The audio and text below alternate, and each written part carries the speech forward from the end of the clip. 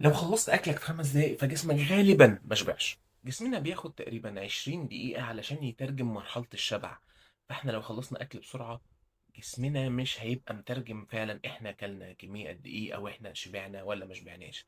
حلها ايه؟ حلها ان احنا نبطأ الاكل شوية، نمضغ كويس، نقاطع السوشيال ميديا ونقاطع الحاجات اللي بتشد انتباهنا واحنا بناكل علشان نبقى مركزين في الاكل، علشان ما نتشدش ويتحول الاكل لبنج ايتنج، وزننا ما يزيدش وناكل اكتر من احتياجاتنا او اقل من احتياجاتنا.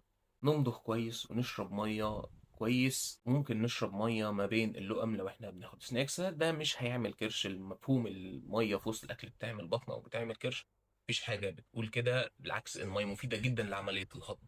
الفكره كلها ان احنا ما ناخدش كميه كبيره من الميه مع الاكل فتشبعنا، وفي نفس الوقت ما ناكلش كميه كبيره.